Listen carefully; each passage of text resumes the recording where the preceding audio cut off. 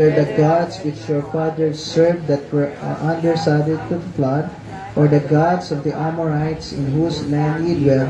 But as for me and my house, we will serve the Lord. Sige, pray tayo po. Panginoon, salamat po sa binigay niyo po na pagkakataon na makapagbahagi ng iyong salita. New Year, Lord, new step, new opportunity, at pagkakataon, Lord, na magseryoso kami sa aming pong buhay Kristiyano. Panginoon, gabay niyo po ako sa pagtuturo ko. Alam niyo po, Lord, na hindi ko ito kaya. Pero sa tulong po ninyo, Lord, may encourage po yung bawat isa na gawin namin yung the best po namin sa inyo kasi worthy po kayo na may bigay yung pinaka buong best namin para po sa inyo. Kaya Panginoon, yung diablo, yung demonyo niya, magbibigay ng distractions, siposas niyo po sila na po saan, Lord, manggugulo po. Panginoon, tulungan niyo po kami na makapag-focus po sa inyong salita, na wala na pong lumilipad na utak kung ano man, may ibang iniisip, kundi po makapag-intindi po kami at may sa puso namin, may sagwa namin sa aming pong buhay, yung mapapakinggan po namin ngayong araw po nito. Lahat ito'y dinadalayan ko sa dakilang pangalan, sa pangalan ni Jesus. Amen. Okay, so thank you po. Pwede na tayo makupo. So ngayong gabi po na ito yung unang gabi na Wednesday, unang gabi na pagkakataon na, kumbaga, reset, no? Diba, reset. At yung mga bagay noon, kalimutan mo na yan kasi last year pa yan eh. Tama po? Last year pa yun. Kunwari, nakalimutan mo yung cellphone mo. Okay, or may nagawa kang kasalanan, o merong ano man. Last year na yan, no? Huwag mo nang tandaan po yan. Okay, another year na may ayos. Another year na, huwag mong gayahin yung buhay Kristiyano mo na yung parang pangako mo sa sarili mo na yung magda-diet na ako, gano'n. Na hindi naman natutupad. No? Okay? O kaya yung mga iba't ibang mga New Year's resolution nyo. Wag sana yung buhay Kristiyano mo na ganun din yung gagawin mo. Yung New Year's resolution mo, yung hindi ka naman talaga seryoso na ayusin. Wag kung maging ganun. No? Kung gagawin mo man yan, meron ka man pangako sa Panginoon, dapat tuparin mo yan kasi pinangako mo eh. Sa Diyos ka nangako, hindi po sa tao. Okay? At lagi niyong tandaan, habang may buhay, may pag-asa. At yung gusto ko na gawin po natin lahat, no? Ito lang yung gusto ko, pero nasa decision mo pa rin eh. Magkaroon tayo ng dahilan na yung bakit ka nabubuhay is yung paglingkuran yung Panginoon. Amen po? Magkaroon ka ng right decision, no? Hindi lang sa una, kung hindi magmula sa una hanggang sa uli, aayusin na po natin. Amen po? Okay, magkakaroon tayo ng buhay na maglilingkod talaga tayo ng totoo at tapat sa Panginoon. Sabi niya po dito sa verse 14, dalawang verse na yung pag-aaralan natin, tapos na tayo, no? Maiksi lang po ito. Sabi niya dito, now therefore fear the Lord. Sinabi ni Joshua sa bansang Israel, magkaroon kayo ng takot sa Diyos. Paglingkuran ninyo na siya with sincerity, yung talagang mayroong sinceridad, yung totoo talaga sa puso mo, no? Sa buhay mo. At mayroong katotohanan, no? Hindi lang yung magaling kang magsalita. Kung hindi yung totoo talaga sa puso mo, na pag sinabi mo, yan talaga yung gagawin mo. At sabi niya dito, at ilayo nyo yung mga Diyos-Diyosan nyo, na kung saan yung mga tatay nyo o yung mga ninuno nyo, pinaglingkuran nila yan. Noon pa, doon sa other side of the flood, sa Egypt, at paglingkuran natin yung Diyos. Anong ibig sabihin po ni Joshua po dito? Okay? Si Joshua, at katulad ni Joshua, kayo po, sinasabihan ko kayo ng paulit-ulit, maglingkod tayo sa Diyos, no? Gawin mo to para sa Diyos. Iwan mo yung kasalanan at talikuran mo na yan. Maglingkuran natin ng totoo at tapat yung Diyos. Okay po? Pero hanggang sabi lang po ako. For 2 years, magti 3 years na po tayo niyan ulit sa October, no? Pero for 2 years, preaching after preaching, paulit-ulit na nakakarinig ka, no? Naiintindihan mo naman, Tagalog naman ako magsalita, no? Hangga't maaari noon, pa-English din ako eh. Ngayon, hindi na ako mag-English. Oh, kung makikita niyo yung preaching ko na sa Mountain View, pa-English pa ako no? Pero ngayon, puro Tagalog. At kung meron man ako English na sinabi dyan, sasabihin ko sa inyo ng Tagalog, i-explain ko pa. So, paulit-ulit mo naririnig, Pero ang tanong, ready ka ba na ayusin na natin, no? At paglingkuran na natin ng totoo at tapat yung Diyos? Amen po? Another step, meron ka nang gagawin, mag-e-effort ka ngayon, no? Meron sa Mountain View, talaga nagulat ako doon sa schedule nila, di ba? Alam po, sinend namin sa inyo yung schedule nila. Talagang tuloy-tuloy. Nakakapagod. Minsan, yung mga nakakausap akong tao, nakakapagod daw. No? Nakakapagod sa yung mga ginagawa nila sa church. Kasi halos buong linggo mayroong activity sa church. Okay, tayo, Sunday lang, Wednesday, meron tayong Thursday Bible Study, Friday Bible Study, Sabado. O, dyan talaga tayo, talagang halos buong araw, no? Pero hanggang doon lang tayo. Sila talaga buong araw ng Tuesday, Wednesday, alam ko meron yata sa Wednesday ron, no? Wednesday, Thursday, Friday, Saturday, halos buong araw, meron silang mga ginagawa, no? Pero sa lahat ng yon, kumusta ka? Yung topic po natin ngayon, no? Making the right decision. Paano ka magkakaroon ng tamang desisyon? Number 1, nagsisimula yan sa tamang pag-iisip. Amen po? Kasi kung mali yung pag-iisip mo, paano mo magagawa yung tamang desisyon? Kung yung pag-iisip mo, katulad ng mga ibang tao, okay lang na, ang tawag dito, okay lang na meron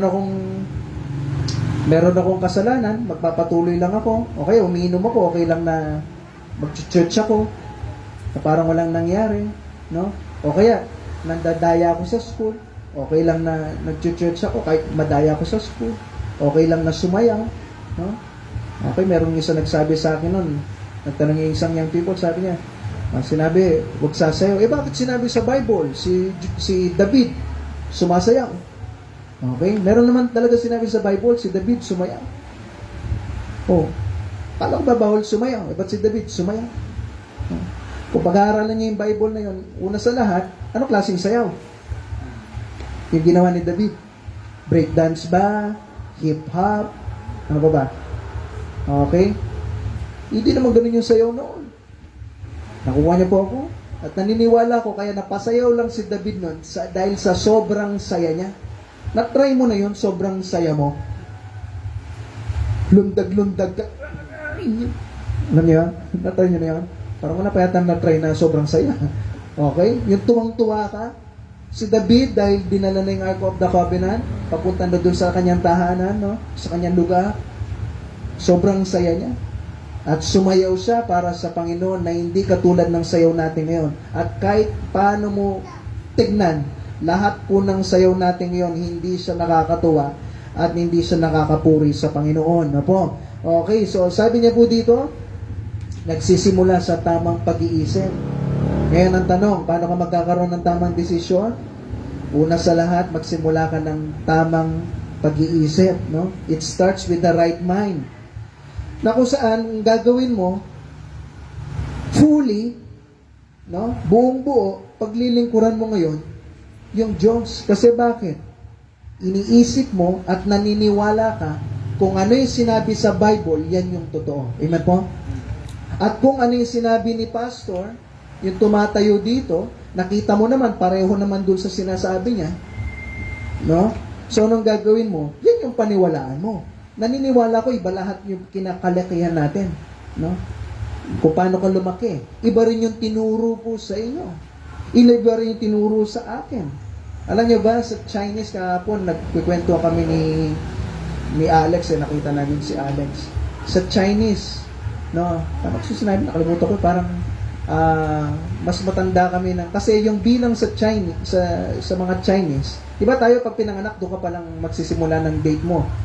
Di ba? Para, kunwari, pinanganak ka ng June 12. O, next year, ng June 12, 1-year-old ka na. Sa China, sa mga Chinese, nasa tsaka pa lang binibilang na yung edad mo. Yun yun? Oo, ganun po na, at sa mga Chinese, no, yung debut sa mga Chinese, alam ko, 13 yata, debut na ng babae at 16 yung sa lalaki. No? So, may mga kinalakihan. No? May mga turo na tinuturo sa'yo, no? Di ba? Tinuturo, magwalis ka dito, o huwag ka magwawalis paggabi kasi mawawala yung blessing o ano man, di ba? Tama? Ganun po yung turo sa atin. At yung paputok, di ba? Kaya nagpapaputok daw pangtanggal ng, ano po? Malas. Masamang spirito, malas. Tapos bubuksan lahat ng Pinto. Nawala nga yung malas, nawala rin yung gamit nila sa bahay kasi nanakawan nakabukas lahat ng pinto. Di ba? Alam mo yan, meron po tayong iba't ibang paniniwala, okay, at iba't ibang kinalakihan, at iba't ibang mga bagay na pamilyar tayo, pero noon dapat yun. Bandang uli, lahat ng tinuturo ng Bible, dito tayo magbabase. Amen po? At dito tayo maniniwala. So, mag-start sa tamang pag-iisip. Gusto mo magkaroon ng tamang desisyon ngayong buong 2025? Magsimula ka ng tamang pag-iisip. Ano po yun? Maniwala ka kung ano yung sinabi ng Bible. Minsan, imposible po sa atin. No? Baka yan, biro, imbes na makapagtrabaho po kayo, nagsara kayo ng mga tindahan nyo. Di ba? Imbes na may kita pa, every Wednesday, sasarado mo kasi may church po tayo. Every Sunday, sasarado mo kasi may church tayo. Pero naniniwala ka dahil sinabi ng Bible, yung Diyos yung bahala sa'yo. Okay? Na kung saan, imbes na 7 days ka magtatrabaho, babawasan mo yan para sa Panginoon at yung Panginoon siya yung magpapala po sa inyo. And sana, sana bawat isa dito, napatunayan mo na ba noon yung Panginoon? No? Sana napapatunayan mo mismo sa'yo. Nakita mo sa mga ibang mga tumatayo dito, mga testimony nila, napatunayan nila ito, ay, namubuhay, Panginoon, ganun. Nabigay ako ng tithes ko, ganito yung ginawa ko sa Diyos, ganyan yung nangyari sa buhay ko. So, ikaw ngayon, nangyari sa akin, para sa akin, hindi ko yata naranasan yun, Start mo na ngayon, na magkaroon ka ng pananampalataya na yung Panginoon, kung ano yung sinabi niya, tutuparin niya. Na ikaw mismo napapatunayan mo yung Panginoon. Meron ako sinisimulan ngayon buong buhay ko hindi ko pa na-try Merong Bible reading plan na within 6 months matatapos mo. Sabi ko, sasakit siguro yung mata ko nito 6 months. So within 1 year, tatry kong basahin ng 2 beses yung Bible. Pag-pray niyo ako, Kasi tatry ko pa lang. Buong buhay ko hindi ko pa tinry. Pero ba't tatry ni Pastor yon? Kasi gusto ko nag-i-improve. Amen po? Yung buhay Kristiyano ko. So, challenge ko kayo. Huwag niyo munang gayahin niyo sa akin, po. Subukan mo munang basahin yung Bible mo ng minsang beses. Sa buong taon. Mamaya, bibigyan natin kayo ng Bible reading plan. Huwag mo kakalimutan. May Bible reading plan ulit. Sa buong 1 year, i-challenge ko kayo. Pasa ka ng Bible. Hindi ka naman naabuti ng 20 minutes bawat isang araw. Mababasa mo yan. At sa pagbabasa mo ng Bible, matatry mo ngayon at masusubukan mo, wow, nasubukan ko, natapos ko yung buong taon na natapos ko yung Bible ko. Amen po? So, i-challenge ko kayo. Ngayon ang sinasabi ng Bible dito sa verse 15 naman.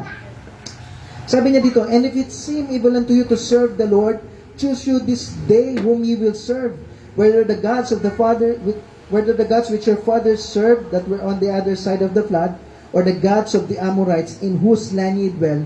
But as for me and my house, we will serve the Lord. Anong ibig sabihin naman dyan? Naturo ko na po ito sa inyo, pero maganda maulit natin. Ano yon? Si Joshua, sinabi niya, sige, paglingkuran natin yung Panginoon, sabi niya. Paulit-ulit, sinasabihan niya yung bansang Israel. Pero sabi niya ganyan sa verse 15. Pero kung sa inyo, sa tingin nyo, masama, masama na naglilingkod sa totoong Diyos, sabi niya dito, choose you this day. Sige, mamili ka. Mamili na kayo ngayon, sabi niya sa bansang Israel. Ano yung pipiliin? Meron 2 pinagpipilian. Ano po yon?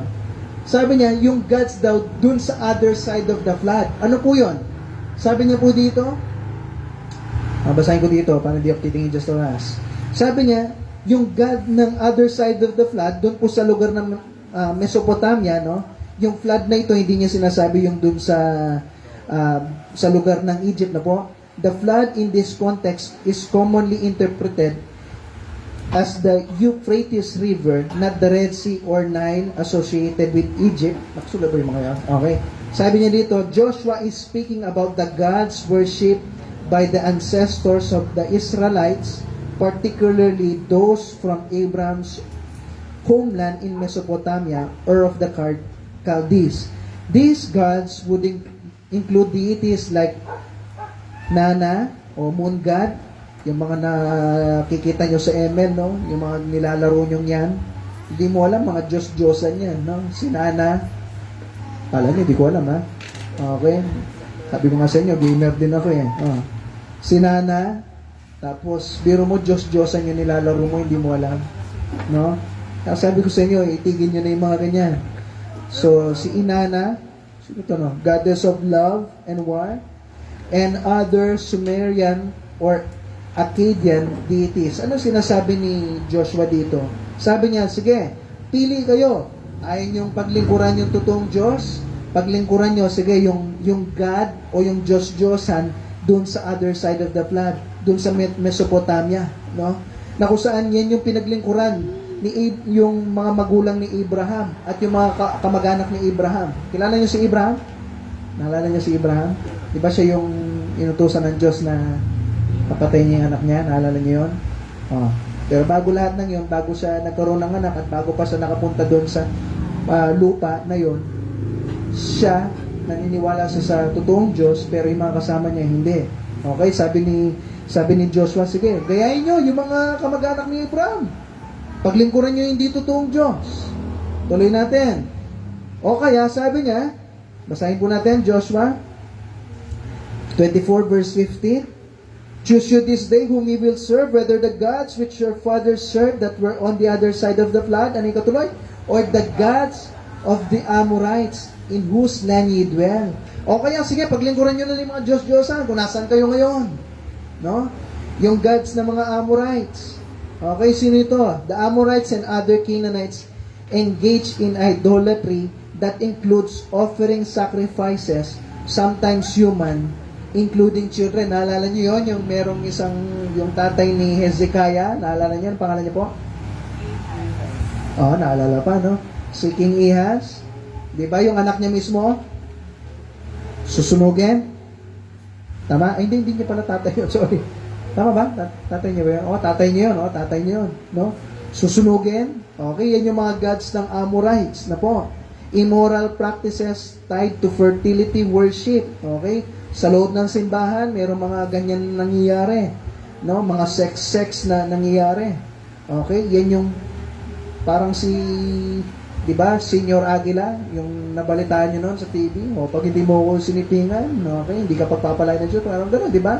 At pinag-aasawa-asawa niya yung mga bata pa lang. Alam niyo yun, di ba? Alam niyo po yun? Nakukuha nila yan dyan noon po. No? Sabi niya dito, building high places, altars, and sacred groves associated with Asherah, tama, na kung saan ito yung mga Diyos-Diyosan po nila. So, ano ibig sabihin nito? Okay, binasa natin yon. Ano ibig sabihin? Sabi ni Joshua, ulitin ko, paglingkuran natin yung totoong Diyos. Paulit-ulit, sinasabi niya sa bansang Israel. Sa verse 15, sabi niya, pero kung hindi, kung ayaw nyo, sige, pili na kayo ngayon, yung gods doon sa other side of the flood, o yung gods dito, yung mga Diyos-Diyosan dito. Pero sabi niya, pero tandaan nyo, sabi niya, ako at saka yung mga pamilya ko, paglilingkuran namin yung totoong Diyos. So, ano makikita natin dito? Ano po? Una, ano yung number 1 po? Nagsisimula sa tamang pag-iisip. At dahil napatunayan na ni Joshua yung Panginoon, number 2, sabi niya, it continues with the right choice. No? Na kung saan tamang pag-iisip at ngayon pipili na ako na napatunayan ko na yung Diyos sa buhay ko eh. So pipili na ako na paglilingkuran ko na yung Diyos. Amen po? Yung totoong Diyos. Napatunayan ko na siya. Ikaw, napatunayan mo na ba yung Diyos? Sa pag-church nyo po dito, naliwanagan ka na ba talaga? Amen po? Ay, si Ate Angeline lang yata naliwanagan na. Naliwanagan ka na ba? Ano po? Noon, bulag na bulag tayo, pero church ka ng church, tapos di mo alam saan pupunta, parang araw, kung langit ka pa, impyerno ka. Tapos yung parang yung buhay natin nun, church ka, tapos uwi ka, tapos parang wala nangyari sa buhay mo, di ba po? Na kung saan, ganun pa rin, no? Walang pagbabagong buhay, pero salamat, nakilala natin yung Panginoon, amen po? So ngayon, nakilala mo yung Panginoon, nalaman mo na, napatunayan mo na, ngayon, anong pipiliin mo? Na po, na kung saan magkaroon ka na ba ng choice, tamang pagpipili, nasasabihin mo, ito na yung magiging buhay ko. At dito na ako mamamatay na naglilingkod sa Diyos. Naalala niyo yung mga ibang Katoliko, sila nga ganon sila kadesidido sa kanilang religion. Nabuhay na ako dito kahit alam nilang mali, mamamatay din ako sa religion ko ito. Tama? Ganon yung isip nila, di ba? Kahit alam nila may mali Meron ako nakausap ng Katoliko, sabi niya, alam ko may mali sa ganito, alam ko hindi tama sa Diyos-Diyosan Kaya sabi ko sa kanya, buti na lang nagsisimba pa po kayo dyan, matawas alam ko naman, pastor, na merong mali pero nagsisimba pa rin ako. Ako yun, alam na nga nila may mali, pero nagsisimba pa rin. O ikaw alam mo na yung tama. Sila nga ganun kadesidido, na kahit mali na, kahit alam nila merong mali, doon sa pinaglilingkuran nilang religion na yan. Pero meron siyang desisyon. Ano po yung desisyon nila? Mabuhay ako sa religion na ito, pinanganak ko sa religion na ito, mamamatay ako sa religion na ito. O ikaw, alam mo yung tama. Ano yung desisyon mo ngayon? Ano po? Maglilingkod ka ba ng totoo hanggang sa sasabihin mo sa sarili mo, Panginoon, kahit ano na mangyari, nakilala na kita, dito na ako mamamatay, at gagawin ko na lahat para sa iyo. Ganun po ba tayo? Amen po? So, yan yung sinabi ni Joshua sa kanila.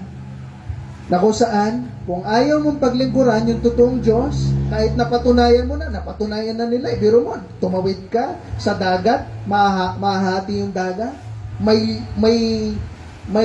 tinapay na galing sa langit. No? Kano kaya kasarap yun? Biro mo, galing sa langit yung tinapay mo.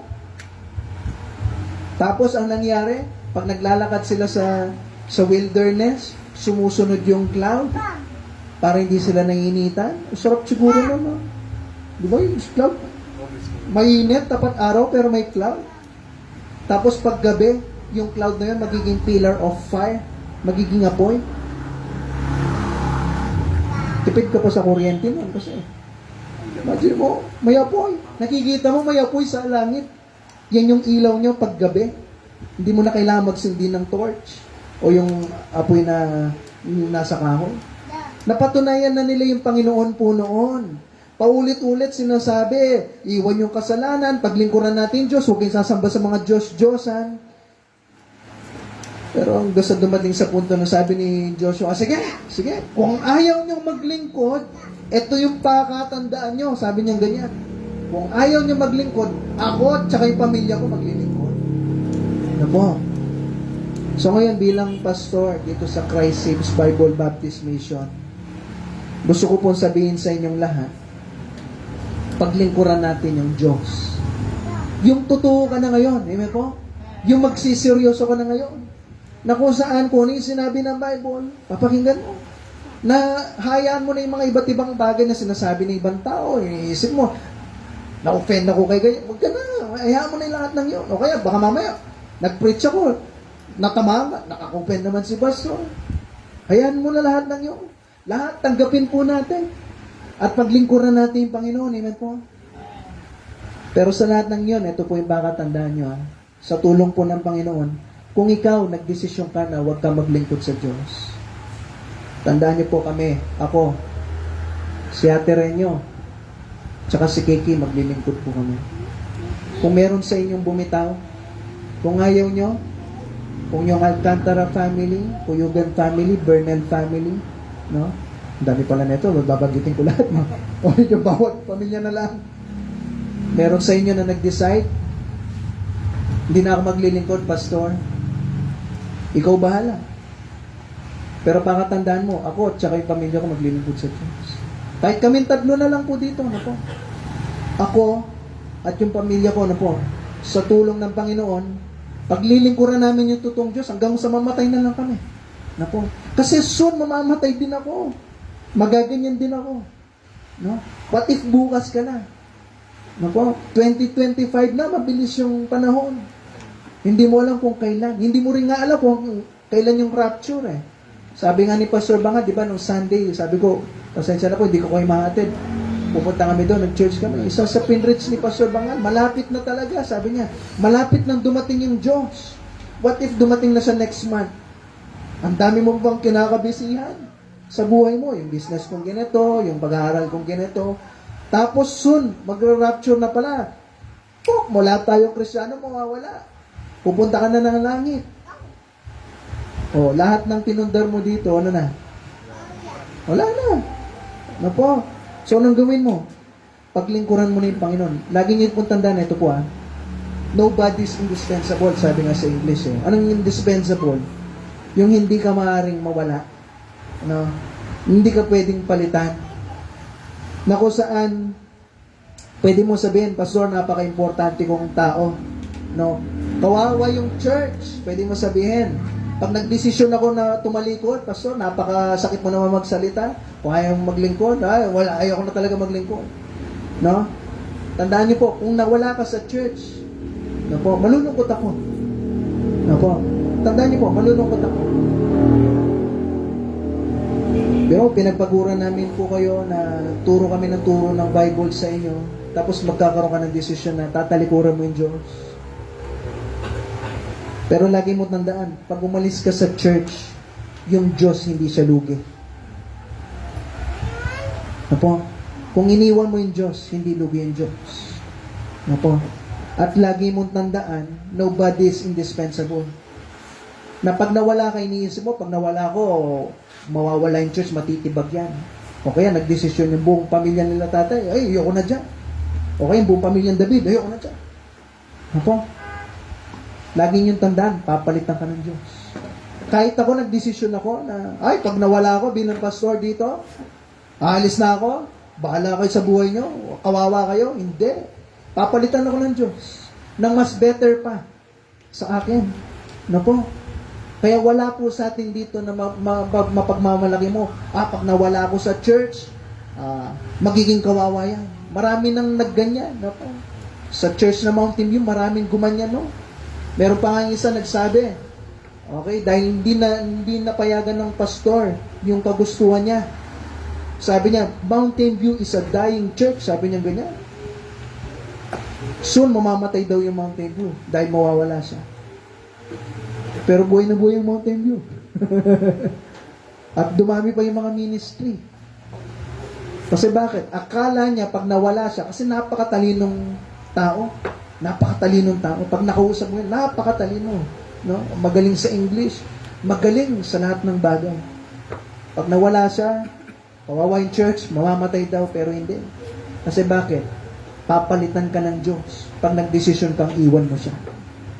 Kaya anong dapat natin gawin bilang isang Kristiyano? Encourage ko po kayo lahat. Paglingkuran natin yung Diyos. Tutuhanin na natin, po, yung talagang totoo tapat. Na kahit walang nakakakita po sa atin, no, iisipin mo at gagawin mo, Lord, para po sa inyo ito. Amen po? Kasi karapat dapat ka. Karapat dapat ba yung Diyos? Biro mo, mas nauna ka pa naligtas sa iba. Pwede naman na hindi ka naligtas eh. Pwede naman na nandun ka pa rin. I-rewind mo yung sarili mo. Yung dating buhay po natin. No? Babalik ka doon. Hindi ka pa ligtas hanggang ngayon. Di ba mas masaya po ngayon? Naligtas ka na? No? Oo, hindi man perfectong pamilya, no? Pero alam mo yun, balang araw, langit ka. Ngayon, bilang isang tao na naligtas, nabigyan ka ng chance. Kung utang na loob lang yung sinasabi, malaki yung utang na loob natin sa Diyos. Amen po? Ngayon, kung may utang na loob ka sa Diyos at totoo na alam mo sa sarili mo na karapat dapat paglingkuran yung Diyos. Ngayon pong 2025, simulan natin ngayong January 1 hanggang sa matapos. Hanggang sa tuloy-tuloy.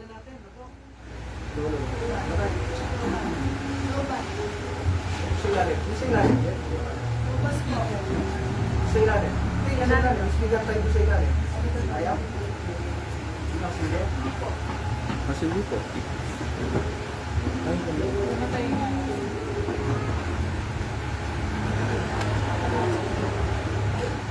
Ay, hindi ko lang. Speaker sa ilalim po. Ay, sa ilalim po po.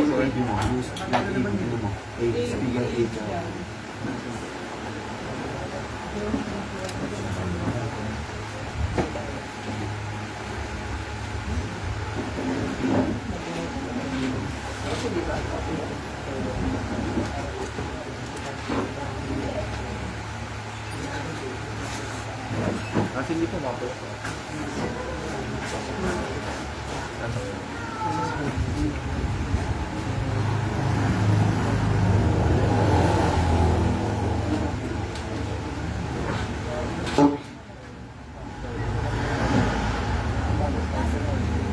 Two, three. Hello, mga. Talaga gumagawa yung Diablo na para, no? Para maputol tayo, no? Nasa climax na tayo, eh. Ano po? Pero ulitin ko, nabigyan ka na ng chance. Naligtas ka na. Kung utang na loob lang yung sinasabi, no po? Malaking utang na loob natin sa Diyos. Dapat pariwala tayong lahat dito, eh.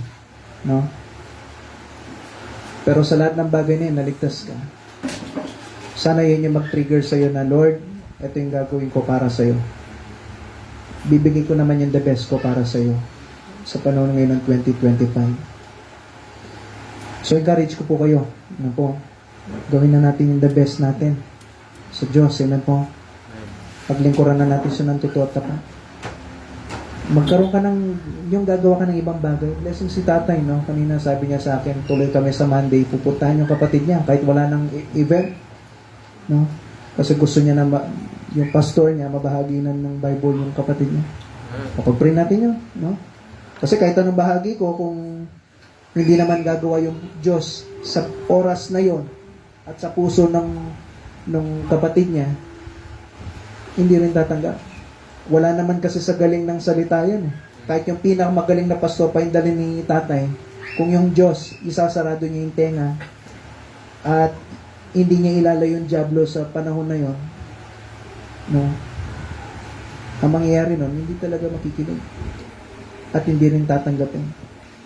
Kahit yan yung pinakamagaling ng pastor, dynamic, siguro pang ganyan, wala. Hindi rin makikinig. Pero kahit simple lang yung pastor, kahit wala nang alam sa Bible yung tao, no, nagagamitin ng Diyos at papalambutin niya yung puso, yung taong yan maliligtas. Amen po. So ngayon, another step yun. Biro mo, malayo, pupuntahan para lang mabahagi na ng Bible. Kasi bakit? Ngayon, 2025, mag-effort na tayo ng iba pa. Amen po. Nagawin na natin the best natin para sa Diyos. Mapapagod ka, no? Pero para sa Panginoon. Amen po. Tayo po tayong lahat. Tapos na po tayo. Saglit lang po tayo ngayon. Habang nakapikit ang mata, nakayo ko yung ulo. At habang pinapatugtog yung invitation song,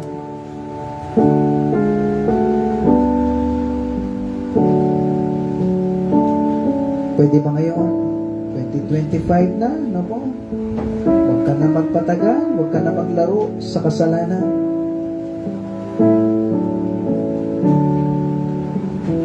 Paglingkuran na natin yung Diyos. Tandaan niyo po, hindi ka kawalan pag iniwan mo yung kasalanan. Pag iniwan mo yung mga iba't ibang bagay na nagpapahinto sa'yo sa paglilingkod mo sa Panginoon. Sa panahon ni Joshua, kumbaga sinasabi niya, huwag na tayong maglokohan. Huwag ka na maglaro sa buhay Kristiyano mo. Ayaw mong paglingkuran yung Diyos, sige, piliin mo yung gods dyan sa other side of the planet o yung gods ng Amorites. Pumili na kayo para matapos na tayo. Sundin nyo na yung mga Diyos-Diyosan nyo, paglingkuran nyo na sila. Ayaw nyo makinig eh. Yan na lang yung paglingkuran nyo. Pero sabi ni Joshua, ako at yung pamilya ko, paglilingkuran ko yung Diyos. Sana po bawat pamilya dito, meron kang ganyang salita sa puso mo, sa buhay mo.